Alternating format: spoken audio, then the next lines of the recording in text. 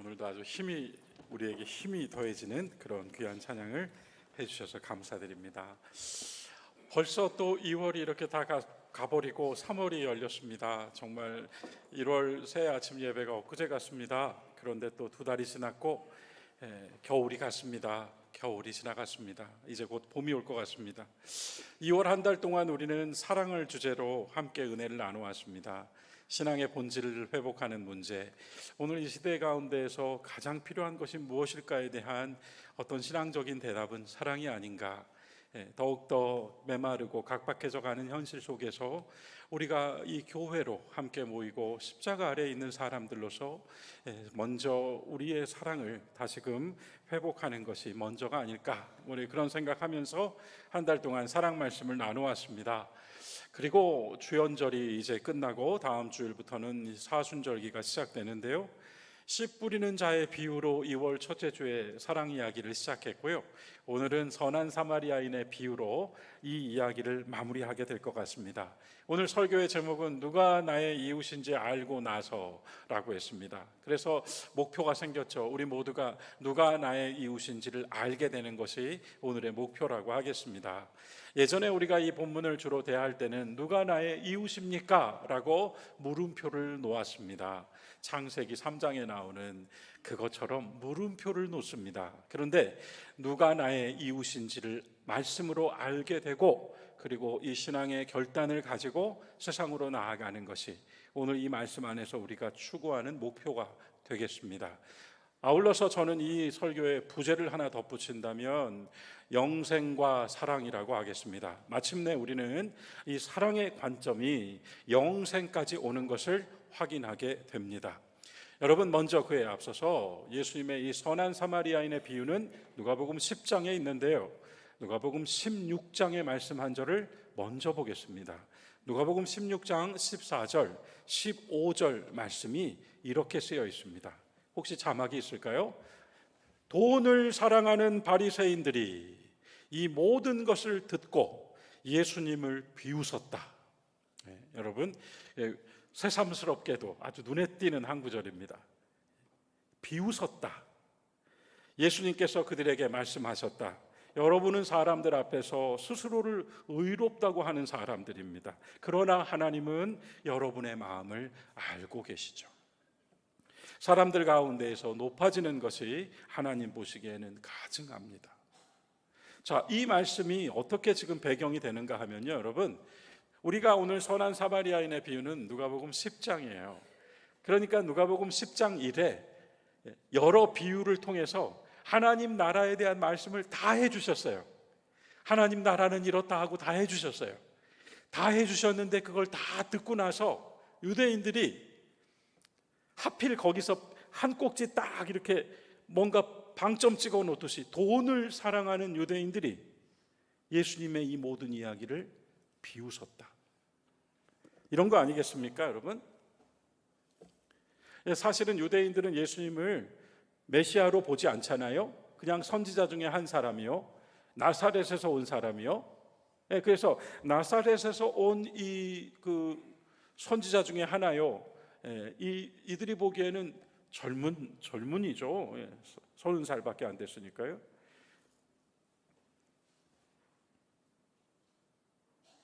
아주 순진한 사람이 세상 물정도 모르고 저런 이야기를 하는구나, 그렇게 들었다는 겁니다. 이미 예수라는 이 인물을 통하여 민중은 대단한 변화를 지금 유대 땅 갈릴리 땅에서 실감하고 있었고, 하나님 나라 운동은 아주 박차를 가하고 있었습니다. 그러나 유대인들은 이 변화된 시대와 새로운 물결을 전혀 감지하지 못하고 있었다. 그런데 그것을 딱 하나로 비유해버린 겁니다. 돈을 사랑하는 사람들이라고요.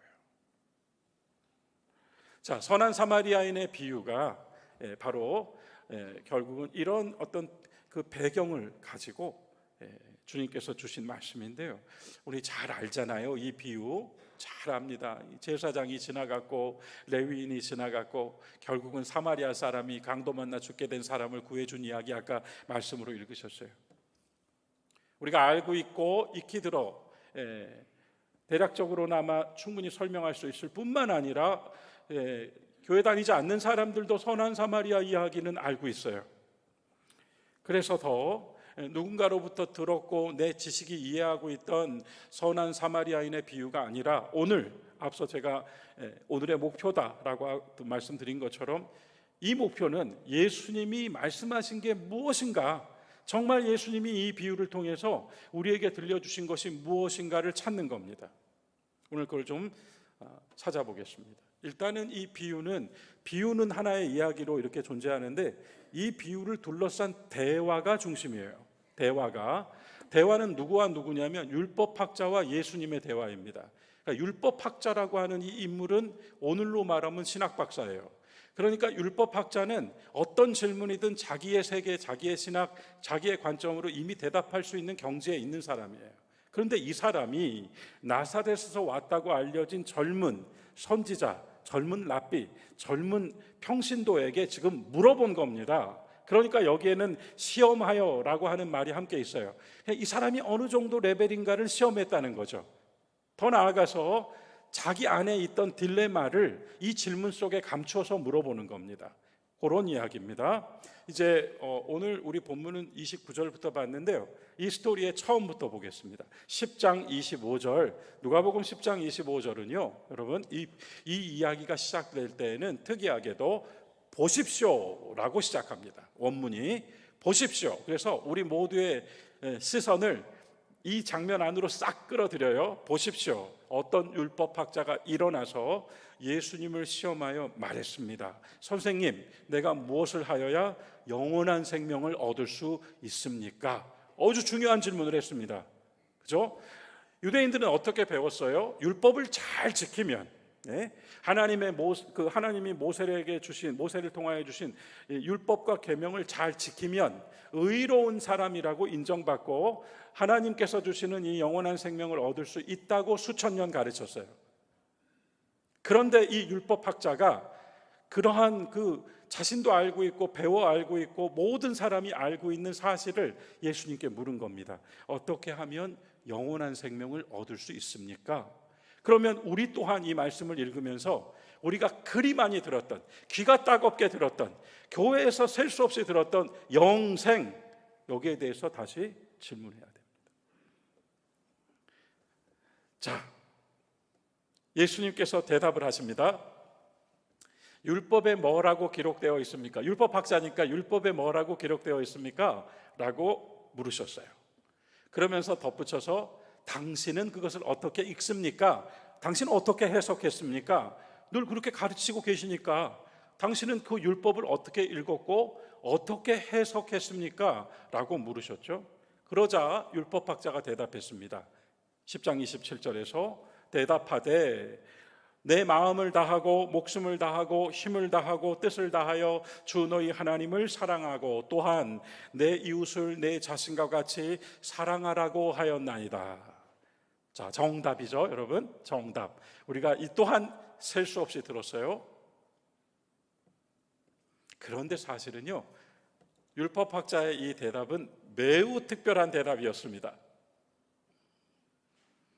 왜냐하면 율법학자는 자기의 말로 대답한 것이 아니라 예수님이 그동안 다니시면서 설교한 내용으로 답을 했어요. 지금 이 사람이 한 이 10장 27절의 대답은 율법학자의 대답이 아니라 예수님이 가르치신 내용이에요. 예수님이 이걸 어떻게 가르치셨는가 우리가 알아야겠죠? 일단은요, 구약의 신명기 6장 5절을 보면 쉐마 이스라엘, 율법의 한 말씀이에요. 모세를 통해 주신 한 말씀이 하나님을 사랑하라, 이게 하나입니다. 하나님을 사랑하라. 그리고 레위기 19장 18절, 전혀 다른 본문이에요. 레위기 19장 18절에서 또 하나님께서 모세를 통해 뭐라고 하시는가 하면 이웃을 사랑하라. 그래서 이거 하나 떨어져 있는 거거든요. 근데 예수님이 오셔가지고 이거 두 개를 붙여버리신 거예요.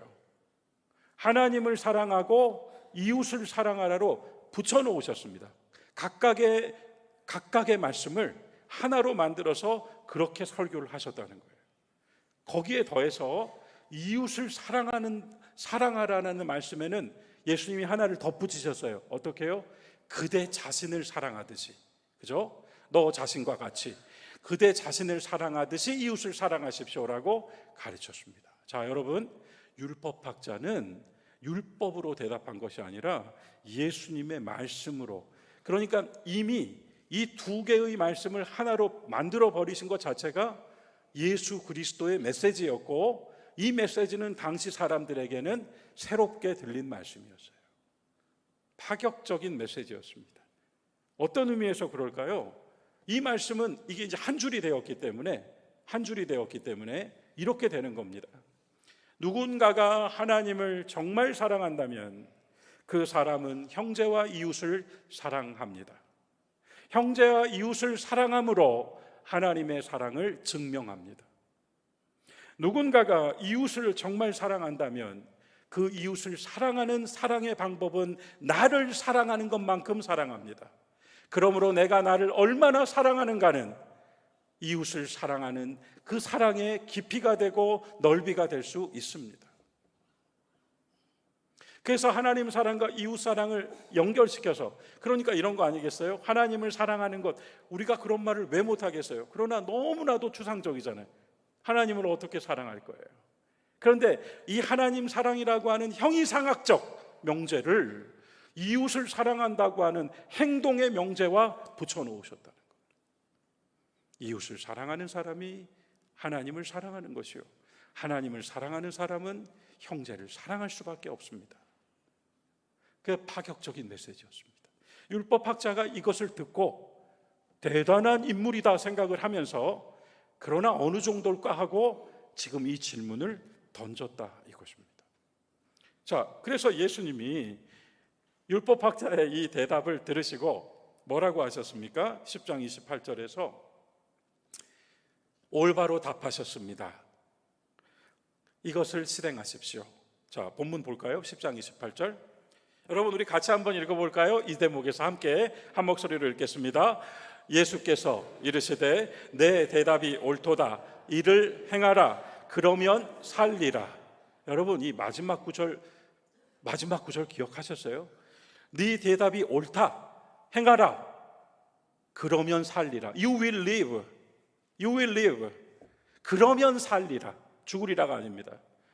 이 마지막에 한 줄 말씀이 굉장한 메시지를 가지고 있는 말씀이었어요. 그러면 살리라. 그래서 여러분, 영원한 생명을 어떻게 얻습니까? 라고 물었던 율법학자에게 주님은 You will live로 대답을 하셨어요.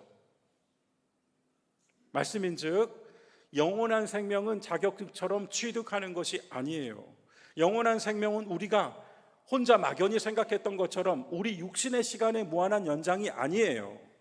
영원한 생명은 하나님의 시간을 살며 하나님의 세계를 살고 하나님의 은혜로 살고 하나님 안에 사는 삶이 영원한 생명이에요.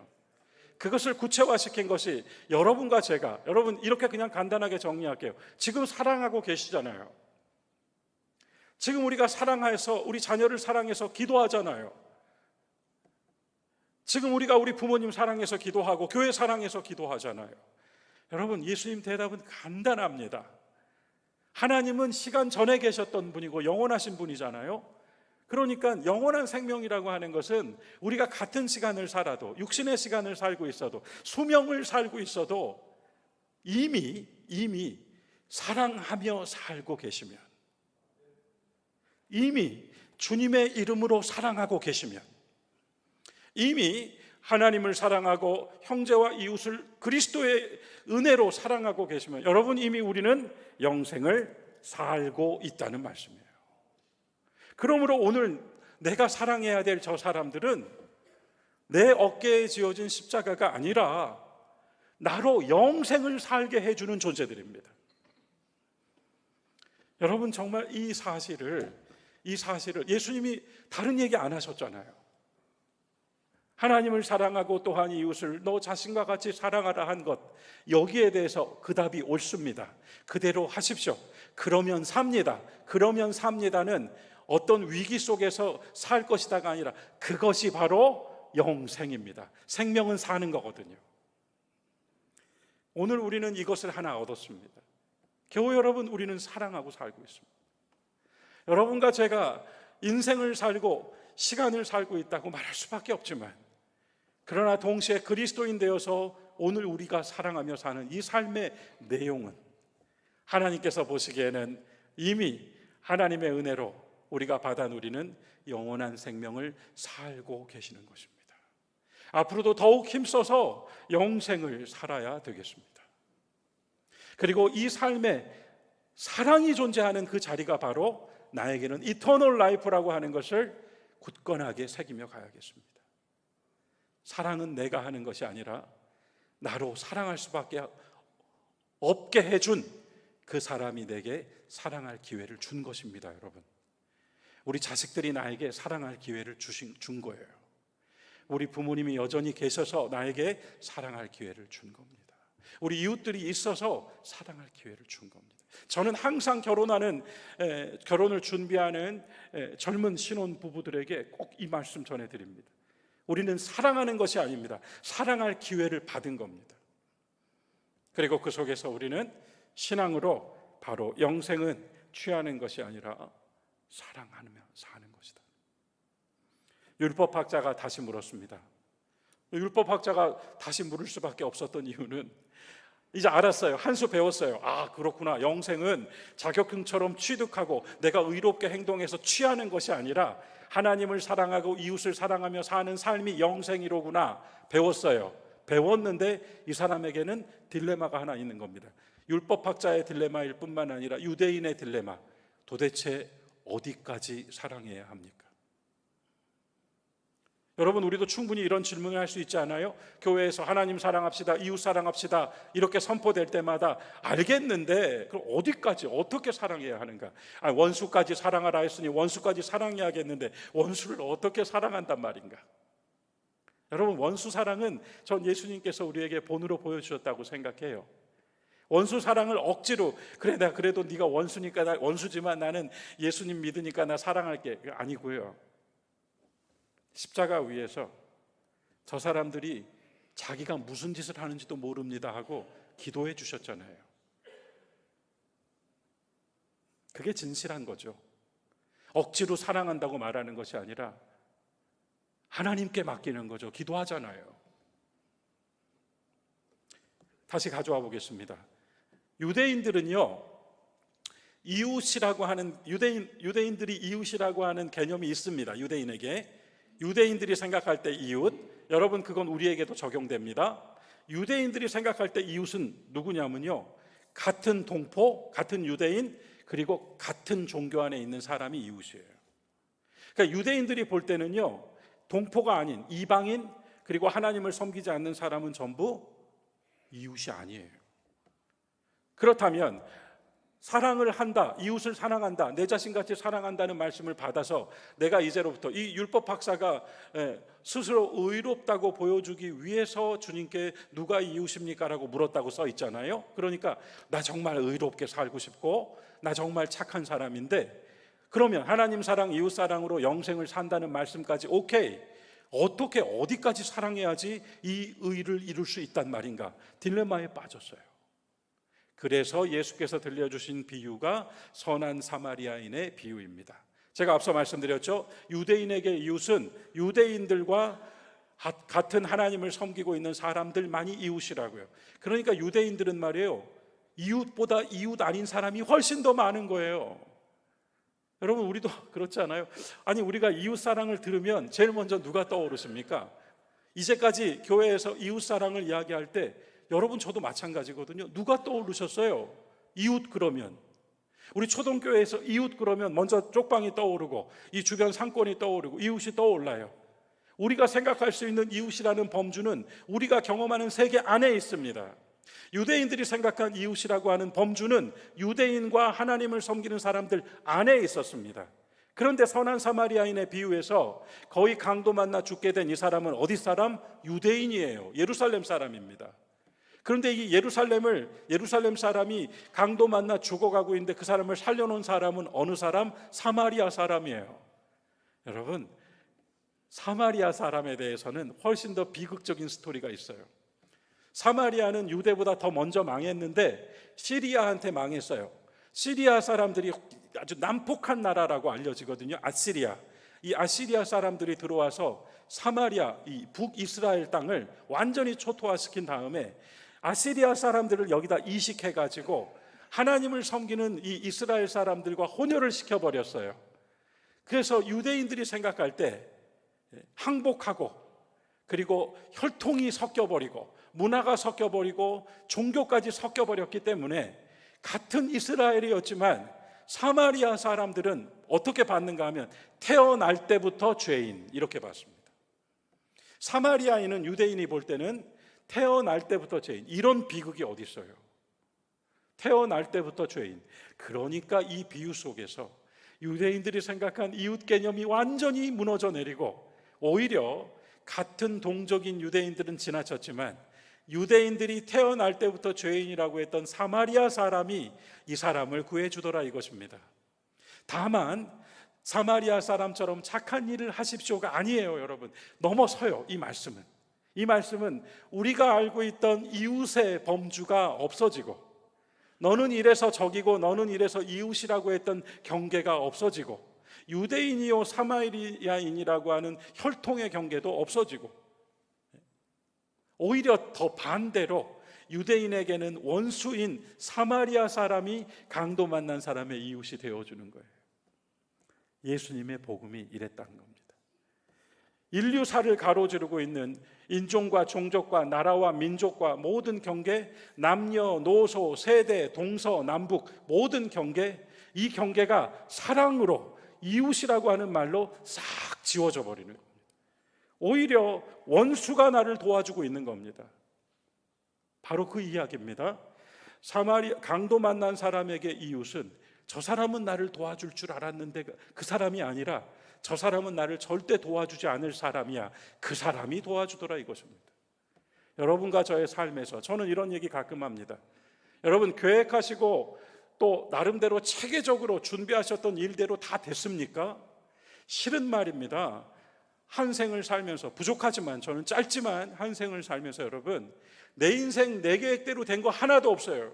전부 기적이더라고요. 오히려 그 계획을 뛰어넘어서 놀라우리만큼 기적 같은 사건들의 연속으로 저와 여러분이 살아왔다는 것을 고백하지 않을 수 없습니다. 뭔가 짠하고 나타나는 미라클이 아니라 제가 기적이더라고요. 내가 계획한 건 안 되더라고요. 그러나 하나님은 나의 인생을 이와 같이 기적처럼 이끌어 주시더라고요. 그 기적이 뭔가 정말 초자연적인 현상으로 되던가요? 아니에요, 여러분. 이웃들을 통해서 됐어요. 예수님의 선한 사마리아인의 비유는 유대인과 사마리아인의 경계를 지워버렸습니다. 죄인과 의인의 경계를 지워버렸습니다. 자, 이제 마지막으로 하나 더 볼까요?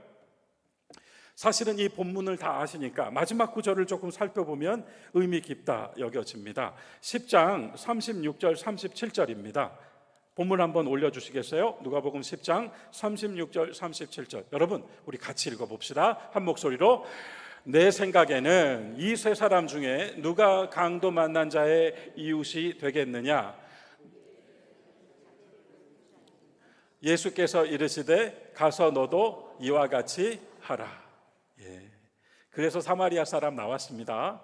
원수고 태어날 때부터 죄인이었던 제일 못난 이가 나를 살려줬습니다. 그가 나의 이웃이 되어 주었습니다. 이 역전, 이 반전, 이 놀라운 기적이 내 삶 속에 있었습니다. 여러분과 저의 삶은 그와 같이 이웃들을 통하여 여기까지 왔습니다. 그런데 여러분, 이 질문을 한번 뒤집어 보죠. 내 생각에는 이 세 사람 중에 누가 강도 만난 사람의 이웃이냐라고 물으셨잖아요. 그렇게 물으셨으니까 유대인 율법학자가 태어날 때부터 죄인인 사마리아는 입에도 담고 싶지 않아서 사마리아 사람입니다라고 답 안 하고 뭐라 그래요? 자비를 베푼 사람입니다. 이 정도로 싫어했어요. 이 정도로. 그런데 이 질문을 한번 거꾸로 돌려봅시다. 그러면 이 사마리아 사람에게 누가 이웃이었습니까? 이렇게 질문해 본다면, 반대로 돌려서 이 사마리아 사람에게는 누가 이웃으로 보였습니까? 유대인이잖아요. 사마리아 사람한테도 원수잖아요. 그런데 강도 만나 죽어가던 유대인이잖아요. 이 사람이 사마리아 사람의 눈에는 이웃으로 보였잖아요. 더 중요한 것은 이것입니다. 사마리아 사람이 볼 때 이웃은 내가 지금 도와주어야 할 사람이었습니다. 이것이 바로 이 말씀 속에 감추어져 있는 질문을 바꾸어 놨을 때 이웃에 대한 새로운 개념입니다. 누가 나의 이웃이냐라고 물었을 때 저는 이렇게 답했습니다. 여러분 모두가 저의 이웃이 되어 주셨어요. 끝까지 나의 편이 되어 주시고 응원을 해 주신 나의 부모님이 나의 이웃이 되어 주셨어요. 바보 같은 짓을 할 때에도 형, 내가 있잖아라고 말해주는 제 동생이 저의 이웃이 되어 주었습니다. 그들이 나의 이웃이 되어 주었습니다. 이제 하나 더 나아가서 나의 이웃은 누구인가에 대한 예수님의 대답은요, 내 손이 닿을 수 있는 범위 안에 지금 바로 나의 돌봄과 사랑을 필요로 하는 그 사람이 나의 이웃입니다. 아버지, 어머니라도 괜찮습니다. 여러분, 예수님이 말씀하신 이 이웃의 개념은 내 가족을 뺀 나머지가 아닙니다. 여러분, 이 이웃이라고 하는 말 속에는 모두가 다 들어올 수 있습니다. 내 부모님이 지금 나의 도움이 절실하시다면 그분이 바로 나의 이웃이고요, 내 곁에 있는 교우가 지금 나의 위로가 필요하다면 그가 나의 이웃입니다. 누가 나의 이웃인지 알고 나서 유대인들이 생각했던 그 이웃의 장벽이 허물어진 다음, 이제로 내가 알게 된 이웃은 막연히 떠올려 우리 옆집 사람이 아니라 지금 내가 도와줄 수 있는 사람, 지금 내가 위로해 줄 수 있는 사람, 지금 내가 사랑해 줄 수 있는 사람이 이웃입니다. 그 속에서 여러분과 저는 영생을 살아갑니다. 그 사랑이 있는 곳이 하나님의 나라입니다.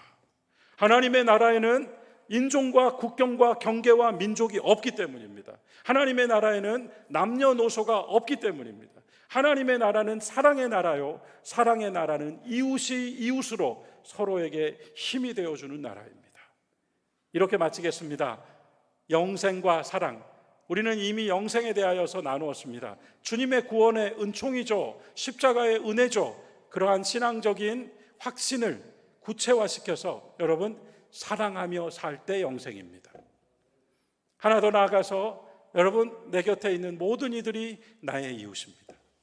그들이 나를 이웃으로 여겨줬거든요. 하나 더 나아가서 내 손이 닿을 수 있는 범위 안에 내가 지금 사랑해 줄 수 있는 그 사람이 나의 이웃입니다. 사랑의 삶으로 하나님의 나라를 확장해 나가시는 초동교회, 그리고 여러분 모두가 되시기를 주님의 이름으로 축원합니다.